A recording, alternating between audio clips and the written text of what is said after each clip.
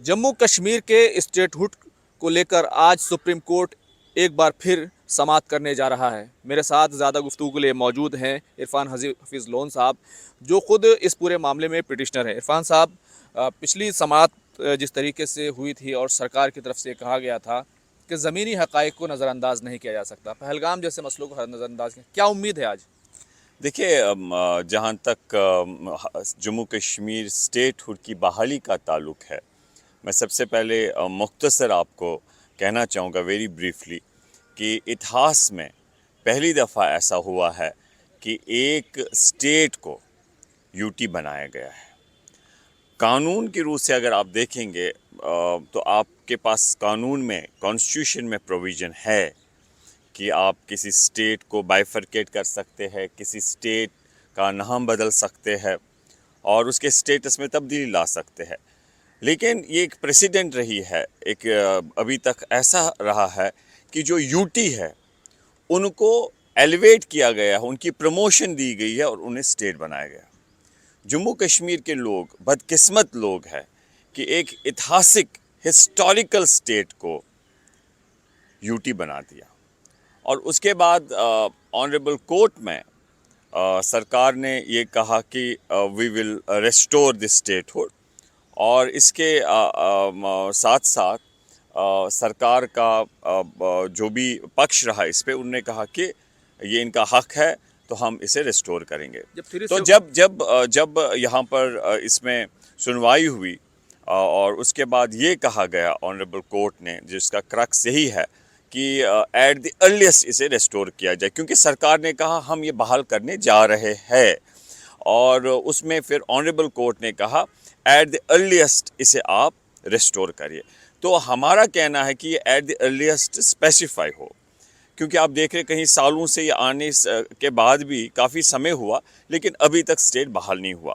मेरा ये कहना है कि आपने देखा जिस तरीके से इलेक्शन भी वहाँ पर ये लोग नहीं करवा रहे थे, तो जब ऑनरेबल कोर्ट ने स्पेसिफाई किया कि भाई इस डेट तक आप इलेक्शन करवाए, अदरवाइज़ मेरा ये समझ है कि अगर ऑनरेबल कोर्ट ने, सुप्रीम कोर्ट ने इलेक्शन के हवाले से डायरेक्शन नहीं दी होती तो शायद इलेक्शन भी वहाँ पर नहीं हुए होते। तो हम यही चाहते हैं कि स्टेट की बहाली हो और इसमें डेट दी स्पेसिफाई किया जाए, स्पेल आउट किया जाए इसमें डेट के। देखिए मैं आपसे इरफान साहब, एक अहम सवाल यही है कि तुषार मेहता जो सॉलिसिटर जनरल हैं, उनकी तरफ से कहा गया था सरकार की तरफ से कि ज़मीनी जो हालात हैं, ज़मीनी हक़ाइक़ हैं, उनको नज़रअंदाज नहीं करना चाहिए। पहलगाम जैसे हम लोग नज़रअंदाज, जो सुरक्षा की स्थिति है, जो सिक्योरिटी के हालात हैं, तहफ़्फ़ुज़ के जो वहाँ पर हालात हैं, उसको नज़रअंदाज नहीं किया जा सकता।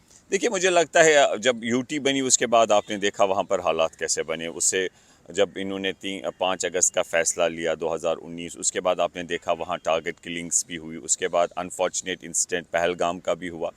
तो ये ग्राउंड नहीं बन सकता है, मुझे लगता है कि इसमें हमें ये जो राइट है स्टेट का उसे डिनाई करने का, सरकार का मैं कह रहा हूँ। तो उन्होंने अपना पक्ष रखा, कोर्ट की भी ऑब्जर्वेशन थी, लेकिन अभी आगे आर्ग्यूमेंट्स होंगे and we are expecting the decision will come in the interest of the justice. ये हम तवक्का करते हैं। हम ये आपसे कहना चाहेंगे कि जहाँ तक स्टेट की बहाली है वो तो आज हम जो कोर्ट में है, इसके साथ साथ मैं आपसे कहना चाहूँगा जम्मू कश्मीर के अवाम ये कोशिश कर रहे हैं कि हमारी रियासत हमारा हक, क्योंकि ये दो जगहों पर इस हक के लिए लड़ाई लड़ाई जा रही है, एक तो कानूनी तौर से भी और अवामी सतह में भी। और वहाँ पर जो कांग्रेस पार्टी, जिस पार्टी से मैं वाबस्तगी रखता हूँ, हमारी पार्टी ने वहाँ पर ज़ोर शोर से इस बात को एक मुहिम चलाई है। हमारे खरगे साहब हो, राहुल गांधी जी हो, उन्होंने पूरा वो इसमें समर्थन दिया और वहाँ पर हमारे प्रेसिडेंट करा साहब है, मीर साहब, वरिष्ठ नेता, जितने भी सारे लोग अवाम जुड़ रहे इसके साथ कि लोगों को इसका ये अपना अधिकार मिले। और इस अधिकार के साथ साथ लोग अवामी सतह पे, क्योंकि ये पिटिशन की यहाँ पर मैटर है आज स्टेट की रेस्टोरेशन के हवाले से, तो मैं उसी तक महदूद रहना चाहता हूँ। लेकिन उसके साथ साथ थोड़ा सा ये आपको मैं बताना चाहता हूँ कि संक्षेप में मुख्तसर कि हम अपने स्टेट की बहाली के साथ हम चाहते हैं कि जो और आइन के दायरे में हमारे तहफ़्फ़ुज़ात है, चाहे वो ज़मीन के हवाले से हो, नौकरी के हवाले से हो, हमारे तशक्कुस के हवाले से हो, उनके लिए पुरअमन तरीके से, गांधी जी का देश है, हम स्ट्रगल करेंगे। आप तो धारा 370-35 की बात कर रहे हैं, उसी में इस तरह की चीज़ें मौजूद थी। देखिए, मैंने कहा संविधान के दायरे में जो भी फेडरलिज्म में संभव होगा।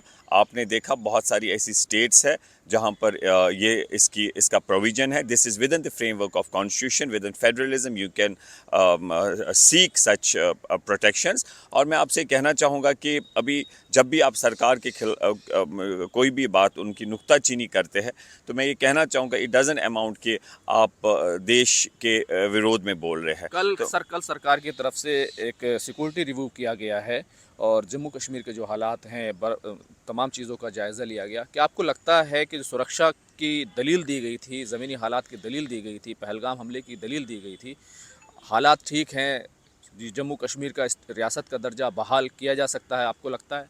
बिल्कुल, वी आर एक्सपेक्टिंग कि हम एक्सपेक्ट करते हैं कि सरकार ये कहेगी कि हमने जो ऑनरेबल कोर्ट ने कहा एट द अर्लीस्ट, तो एक रीज़नेबल टाइम हो, विद रीज़नेबल टाइम वो बहाल करना चाहिए था। उसमें ऑलरेडी देरी हुई है और मैं समझता हूँ कि सुरक्षा के हवाले से अगर स्टेट बहाल होती है तो केंद्र सरकार, राज्य सरकार मिलके सुरक्षा के हवाले से इकट्ठा काम कर सकती है। इसमें कोई ग्राउंड नहीं। हम कह सकते हैं जैसे सरकार का पक्ष रहा या ऑनरेबल कोर्ट ने ऑब्जर्व किया वहाँ पर कि जो वहाँ स्थिति है उसे इग्नोर नहीं कर सकते। We do respect for the honourable court's observation. हम समझते हैं कि अगर सरकार, केंद्र सरकार, राज्य सरकार मिलके काम करेंगे और सरकार के पास ऐसा ये होता है कि वो सिचुएशन जो सुरक्षा के हवाले से अगर स्टेट बहाल होती है तब भी वो उस पर अपने जो भी उनको अप्रोप्रिएट करना होगा वो स्टेप्स ले सकते हैं। तो मुझे लगता है कि जम्मू कश्मीर के अवाम को ये हक बनता है, उनको ये हक मिलना चाहिए।